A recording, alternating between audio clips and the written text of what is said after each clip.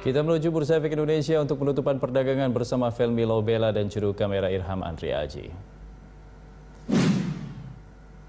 Ya Felmi, bagaimana kinerja perdagangan pada penutupan hari ini?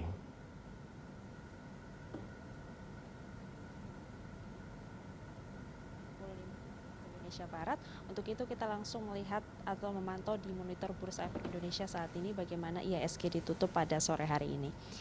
Indeks harga saham gabungan di sesi terakhir sore hari ini terpantau berada di zona hijau atau menguat 0,26% atau 16,42 poin ke level 6.389,83 dibandingkan dengan pembukaan pagi tadi yang justru dibuka terkoreksi.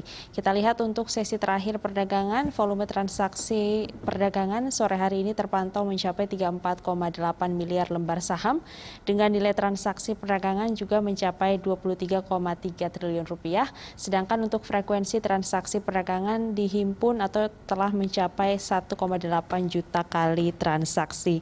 Indeks harga saham gabungan berhasil ditutup menguat setelah dibuka terkoreksi pada pagi tadi, di mana pagi tadi memang sempat terkoreksi hingga 0,42% atau 27,1 poin ke posisi 6.346,31.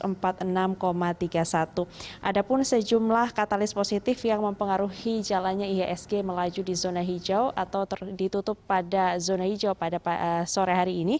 Di antaranya adalah pelaku pasar yang sebelumnya menanti rilis pertumbuhan ekonomi Tiongkok kuartal 4 tahun 2020. Ini dicatatkan oleh Biro Statistik Tiongkok hari ini mengumumkan bahwa Tiongkok mencatatkan pertumbuhan ekonomi sebesar 2,3% pada tahun 2020 secara tahunan atau terendah semenjak ekonomi Tiongkok yang memulai reformasi di tahun 1970-an. Adapun sentimen positif tambahan ini muncul dari Dana Moneter Internasional atau International Monetary Fund IMF yang memperkirakan pertumbuhan ekonomi Indonesia tahun ini di angka 4,8% atau 40 basis poin lebih tinggi dari perkiraan IMF sebelumnya yakni di 4,4%. Andra.